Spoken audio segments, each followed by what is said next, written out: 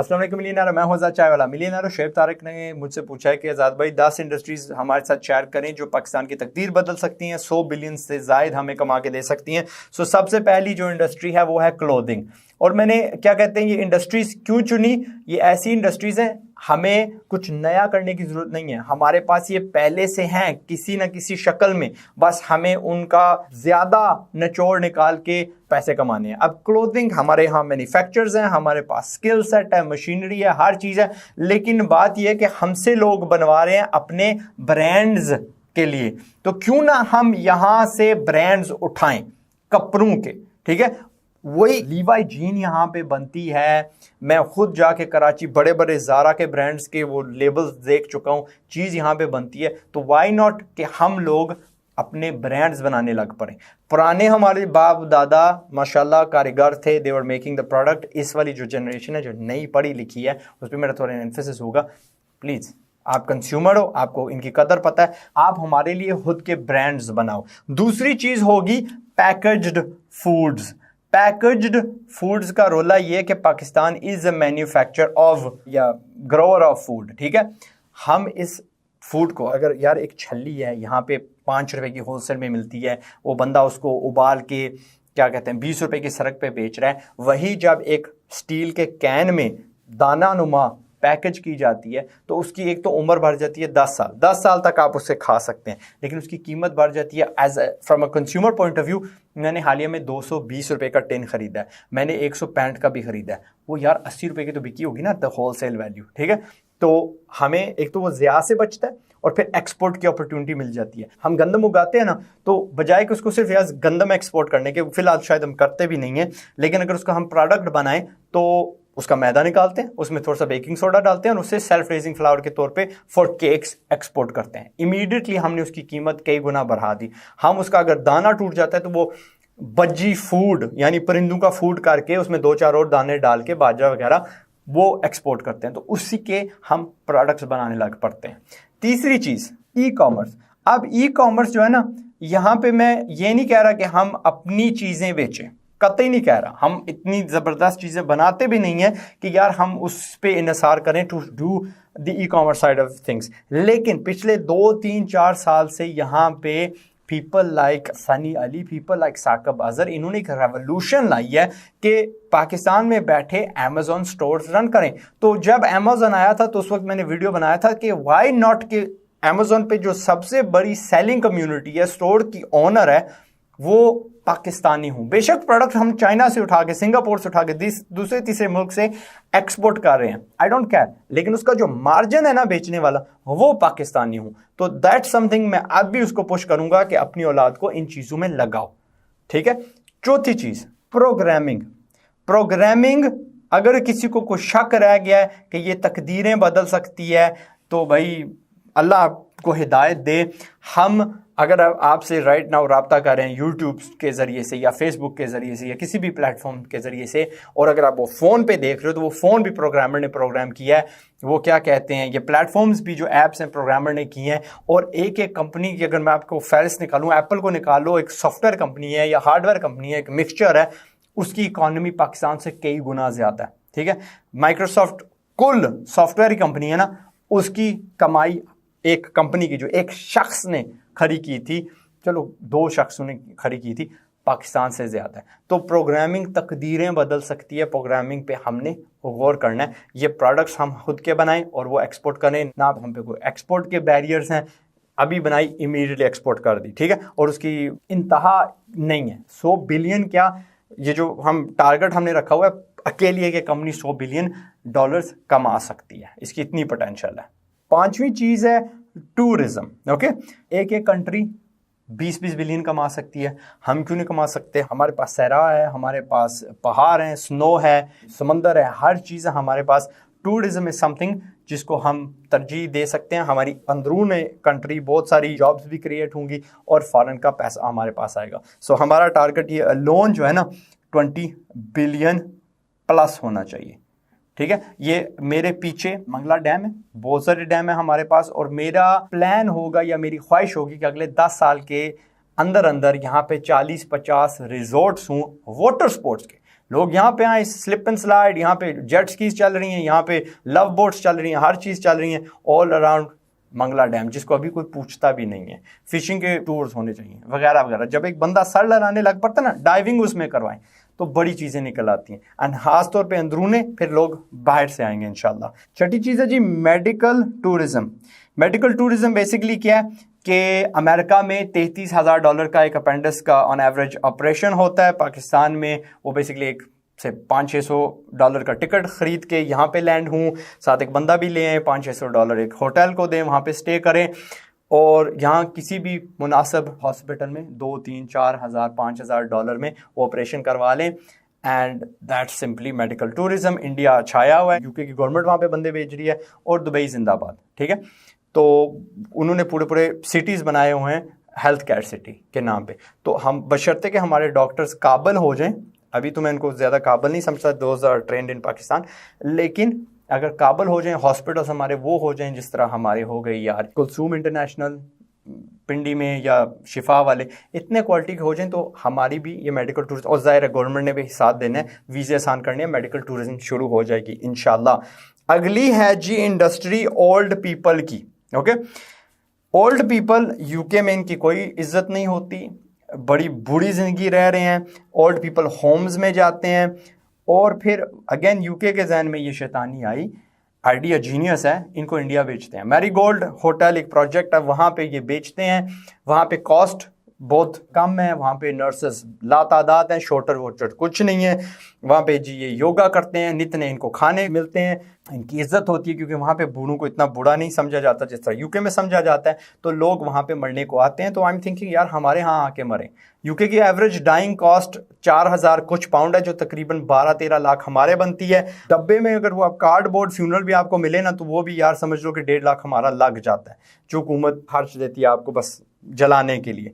तो I am saying यार इधर आओ मरो, हमारी कल्चर भी एक जैसा है, ज़मीन, मौसम, एवरीथिंग, एंड आप लोग एंजॉय करेंगे the last days of your life इंशाल्लाह। तो ये एक इंडस्ट्री है जो वाई नॉट, ओके, प्राइवेट हम शुरू करें। 8वीं चीज़ है गेमिंग। मैं इससे वाबस्ता रह चुका हूँ और हूँ भी, मैंने अपनी सारी दौलत गेमिंग इंडस्ट्री से बनाई है अल्हम्दुलिल्लाह, एंड आपको भी रेकमेंड करूँगा। दिस इज़ एन इंडस्ट्री जिसकी कॉस्ट ऑफ एंट्री बहुत कम है, बट एक एक गेम $multi-billion की रेवेन्यू हर साल कर सकती है, उसकी वैल्यू है। ओके, King.com की वैल्यू रातों रात एक गेम ने, कैंडी क्रश ने 12 बिलियन लगा दी थी, जस्ट बिकॉज छा गई, सब खेल रहे हैं उसे, and it increase the value to जिस तरह कहा बिलियंस। तो लिटरली गेमिंग इंडस्ट्री में हमने जाना है, लेकिन उसके लिए बशर्ते हम पहले प्रोग्रामर्स हों, ग्राफिक डिजाइनर्स, आर्ट करने के लिए। 9वीं चीज़ मीट इंडस्ट्री। ब्राज़ील अकेला दुनिया की 24% मीट सप्लाई है वो करता है। पूरे मिडल ईस्ट को, यूके को, यूरोप को संभाला हुआ है न्यूजीलैंड ने और ऑस्ट्रेलिया ने। मीट इंडस्ट्री हमारे यहाँ क्यों नहीं मुनज़्ज़म, क्यों देसी तरीके से चल रही है, पुराने लोग उसको चला रहे हैं। ये मैंने शुरू में क्या कहा था, नई सोच के बंदे, पढ़े लिखे बंदे ऑर्गेनाइज्ड फार्मिंग करें तो हम भी इसके एक्सपोर्टर हो सकते हैं। दुबई अपनी मीट जो है ना, ठीक है थोड़ी सी हमसे लेता है, लेकिन इंडिया से बहुत ज़्यादा उसकी आती है, सीरिया से बहुत ज़्यादा उसकी आती है। सो व्हाई नॉट वो गैप हम पुर करें, बीफ का दूसरा तीसरा। तो ये मीट वाली जो इंडस्ट्री है ना, ये हमारे लिए छा सकती है। और मीट में फ़िलहाल हम सिर्फ गोश्त दे रहे हैं। इमेजिन हम जब सॉसेजेस देना शुरू कर दें, जब हम स्टेक कट्स, फलाना टींगा, एक एक चीज़ बनाने को आ जाएंगे, तो we will be able to charge a premium और खुले हम कमा सकेंगे। ये इंडस्ट्री पाकिस्तान में अब ना छा रही है। फिर लोग Lahore specialist meat butcher shops निकल रही हैं ना, वो समझ लें हमने बस उनको एक्सपोर्ट करने लग जाना है। 10वीं इंडस्ट्री प्लास्टिक की है। और प्लास्टिक का क्या है, मेरा एक वीडियो भी इस पर निकल चुका है।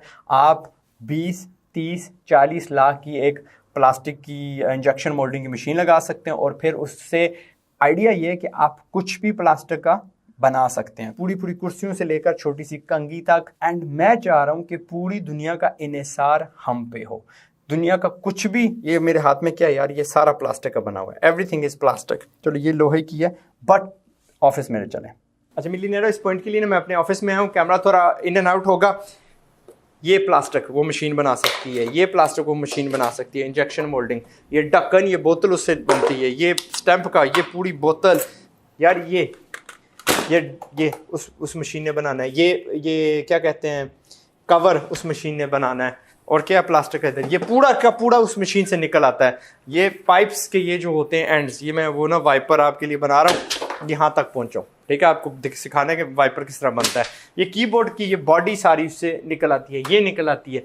Plastic is something we use, पूरे ये बोतल, ये टॉप, ये माउस, ये इसकी बॉडी सारी उस मशीन से निकल आती है। ये घड़ियों की सारा कुछ इसमें से निकल आता है, ये बोतल उससे निकल आती है, ये कटर का ये प्लास्टिक उससे निकल आता है। यू गेट द आइडिया, ये सारी बॉडी जो प्लास्टिक है उससे निकल आती है।